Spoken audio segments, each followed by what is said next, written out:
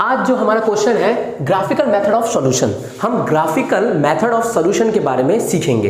देखो, अगर आपको ग्राफ मिलता है, उस ग्राफ में ऊपर लीनियर इक्वेशन है, तो आपको कैसे पता चलेगा कि वन सॉल्यूशन है या मैनी सॉल्यूशन है या कोई भी सॉल्यूशन नहीं है, उसको हम बनाना सीखेंगे इस इक्वेशन की मदद से। देखो, सबसे पहले दे रखा है a1, मैं लिख देता हूं a1 बाय a2 और b1 बाय b2 और c1 बाय c2। अब इनका नंबर लिख देता हूं मैं।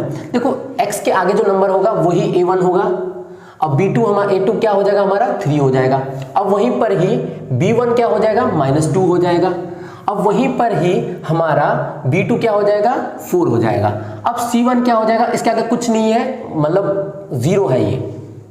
ये 0 नहीं है, यहाँ पे 0 है, क्योंकि वो मे बी एक ऐसा नंबर होगा जिसको 0 से मल्टीप्लाई हुआ होगा, जो कि आंसर 0 आ गया होगा। अब ये है -20। ओके, अब देखो a1 bye a2 b1 bye b2। अब देखो 1/3 और -2/4, क्या इन दोनों के रेशियो सेम है? नहीं है ना सेम। तो a1 bye a2 not equal b1 bye b2। तो इसको क्या कहेंगे, इसको कहेंगे इंटरसेक्टिंग लाइन।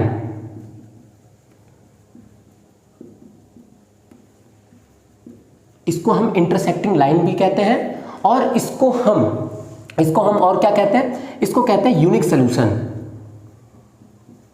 यूनिक सॉल्यूशन भी कहते हैं हम, ठीक है। और इसका साइन किस तरह का, इस तरह का होता है, क्रॉस होता है, क्योंकि एक जगह पे इंटरसेक्ट कर रहे हैं, ठीक है। तो इसी अगर ऐसा कंडीशन रहेगा तो आप समझ लेना कि ये इंटरसेक्टिंग लाइन है। अगला हमारा इक्वेशन देखेंगे, ये वाला इक्वेशन। अब बिल्कुल हम इसको भी ऐसे लिख देते हैं, a1 bye a2 b1 bye b2 और c1 बाय c2।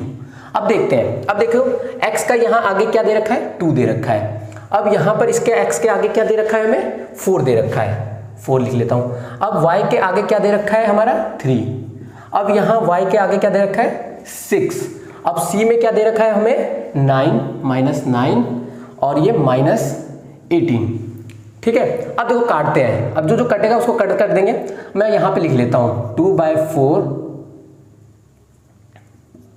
3/6 और -9/18। मैंने ऐसा इसलिए लिखा क्योंकि काटने में आसानी होगी।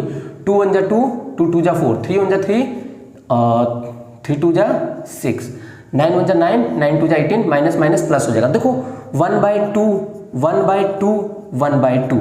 तो यहाँ पे ये क्या आ जा रहा है, यहाँ पर